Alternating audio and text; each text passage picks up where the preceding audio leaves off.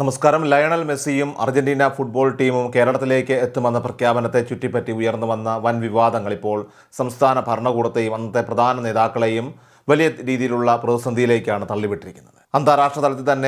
അന്താരാഷ്ട്ര തലത്തിൽ വരെ ശ്രദ്ധിക്കപ്പെടേണ്ടിയിരുന്ന ഒരു വലിയ കായിക സ്വപ്ന പദ്ധതി യാതൊരുവിധ സുതാര്യതയുമില്ലാതെ ഒരു സ്വകാര്യ ചാനൽ മാനേജ്മെൻറ്റിനെ വെച്ച് നീട്ടിയെന്ന തരത്തിലുള്ള വസ്തുതകളാണ് ഇപ്പോൾ പുറത്തു വരുന്നത്. സർക്കാരാണ് പദ്ധതി നടപ്പാക്കാൻ തങ്ങളെ ഇങ്ങോട്ട് സമീപിച്ചതെന്ന സ്വകാര്യ ചാനൽ മേധാവിയുടെ വെളിപ്പെടുത്തലും അതിന് പിന്നാലെ കായിക വകുപ്പ് സ്പെഷ്യൽ സെക്രട്ടറി സമർപ്പിച്ച പ്രാഥമിക അന്വേഷണ റിപ്പോർട്ടും ചേർത്ത് വയ്ക്കുമ്പോൾ മുൻ മുഖ്യമന്ത്രി പിണറായി വിജയനും അന്നത്തെ കായിക മന്ത്രി വി അബ്ദുറഹ്മാനും ഇനി കൃത്യമായ മറുപടി പറയേണ്ടി വരും. ഔദ്യോഗിക നടപടിക്രമങ്ങളൊക്കെ തന്നെ പാലിക്കാതെയും പൊതു ടെൻഡറുകളൊക്കെ തന്നെ വിളിക്കാതെയും നടത്തിയ ഈ വഴിവിട്ട നീക്കങ്ങൾ ഇപ്പോൾ വിജിലൻസിൻ്റെയും പോലീസിൻ്റെയും കടുത്ത നിരീക്ഷണത്തിന് വഴിയൊരുക്കിയിരിക്കുകയാണ്. സംസ്ഥാനത്തിന് വലിയ നേട്ടമുണ്ടാക്കുമെന്ന് പ്രചരിപ്പിച്ച ഒരു അന്താരാഷ്ട്ര പദ്ധതി മുൻപ് നിരവധി സാമ്പത്തിക കുറ്റകൃത്യങ്ങളിലും സാമ്പത്തിക തട്ടിപ്പുകളിലുമൊക്കെ ആരോപണവിധേയനായിട്ടുള്ള ഒരു വ്യക്തിയുടെ കൈകളിലേക്ക് ഏൽപ്പിച്ചതിലെ സാമ്പത്തിക ഭദ്രതയും മാനദണ്ഡങ്ങളുമാണ് ഇവിടെ പ്രധാനമായിട്ടും ചോദ്യം ചെയ്യപ്പെടുന്നത്.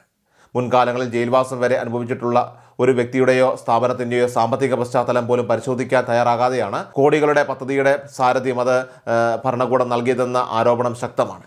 ഏതൊരു സാധാരണ പദ്ധതിക്കും കർശനമായിട്ടുള്ള മാനദണ്ഡങ്ങൾ നിലനിൽക്കെ ഇവിടെ ലോക ചാമ്പ്യന്മാരുടെ വരവ് പോലെയുള്ള അതീവ ഗൗരവമുള്ള വിഷയത്തിൽ ഒരു സ്വകാര്യ ചാനലിനെ തളകിയിലെന്ന പോലെ ആനുകൂല്യങ്ങൾ വെച്ച് നീട്ടിയത് അഴിമതി ആരോപണങ്ങളുടെ ആഴം വർദ്ധിപ്പിക്കുകയാണ്. ഈ വിഷയത്തിൽ നിന്ന് ഒഴിഞ്ഞു മാറാനോ ഉത്തരവാദിത്തങ്ങളിൽ നിന്ന് കൈകഴുകാനോ അന്നത്തെ കായിക മന്ത്രാലയത്തിനും ഉന്നത ഭരണ നേതൃത്വത്തിനും കഴിയില്ലെന്ന അവസ്ഥയാണ് ഇപ്പോൾ നിലവിലുള്ളത്.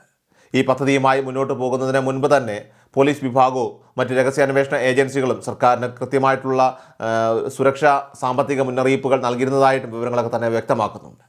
അർജന്റീനൻ ടീം കേരളത്തിൽ എത്താനുള്ള സാധ്യത വളരെ കുറവാണെന്നും അവർ മുന്നോട്ട് വെച്ച സാമ്പത്തിക വ്യവസ്ഥകളിൽ സംശയങ്ങളുണ്ടെന്നും മുൻകൂട്ടി തന്നെ സർക്കാരിനെ അറിയിച്ചിരുന്നു.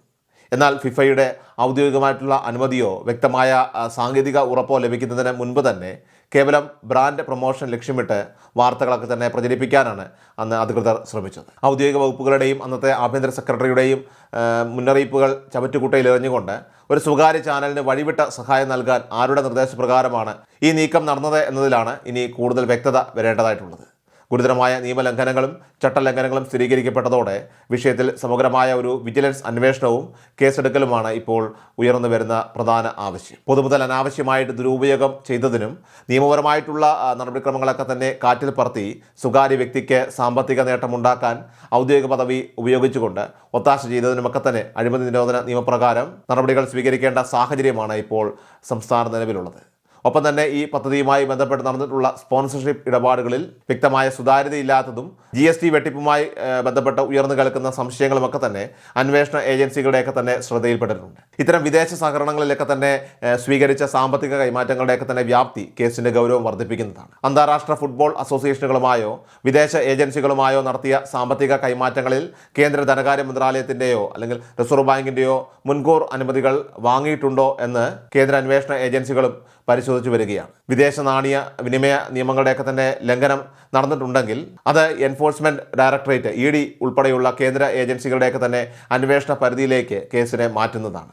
ഭരണകൂടത്തിലെ ഉന്നതരുടെ പിന്തുണയില്ലാതെ ഇത്രയും വലിയൊരു കരാർ നിയമങ്ങൾ അത് മറികടന്നുകൊണ്ട് ഒരു സ്വകാര്യ വ്യക്തിക്ക് ലഭിക്കില്ലെന്ന രാഷ്ട്രീയ വിലയിരുത്തലുകളൊക്കെ തന്നെ വരാനിരിക്കുന്ന തെരഞ്ഞെടുപ്പുകളിൽ ഇപ്പോഴത്തെ പ്രതിപക്ഷത്തിന് വലിയ രീതിയിലുള്ള രാഷ്ട്രീയ തിരിച്ചടിയാകുമെന്നാണ് പൊതുസമൂഹത്തിലെ വിലയിരുത്തലുകൾ.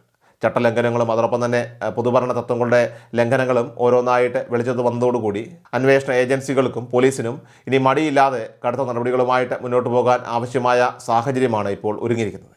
ഈ കേസിൽ വിജിലൻസ് അന്വേഷണവും അതോടൊപ്പം തന്നെ GST വകുപ്പിൻ്റെ സമഗ്ര പരിശോധനകളുമൊക്കെ തന്നെ ഊർജിതമാകുന്നതോടെ കൂടുതൽ പ്രമുഖരും ഉന്നത ഉദ്യോഗസ്ഥരുമൊക്കെ വരും ദിവസങ്ങളിൽ ചോദ്യം ചെയ്യപ്പെടാൻ സാധ്യതയേറെയാണ്. കൃത്യമായ പ്ലാനിങ്ങോ ധനകാര്യ സുതാര്യതയോ ഇല്ലാതെ മുന്നോട്ട് പോയി പൊതുസമൂഹത്തിന് മുന്നിൽ സംസ്ഥാനത്തിൻ്റെ അന്തസ്സ് കളങ്കപ്പെടുത്തിയ ഈ സംഭവത്തിൽ വരും ദിവസങ്ങളിൽ പുറത്തു വരാനിരിക്കുന്ന അന്വേഷണ റിപ്പോർട്ടുകൾ കേരള രാഷ്ട്രീയത്തിൽ തന്നെ വലിയൊരു കൊടുങ്കാറ്റ് തന്നെ സൃഷ്ടിച്ചേക്കാം എന്നതാണ് വിലയിരുത്തപ്പെടുന്നത്.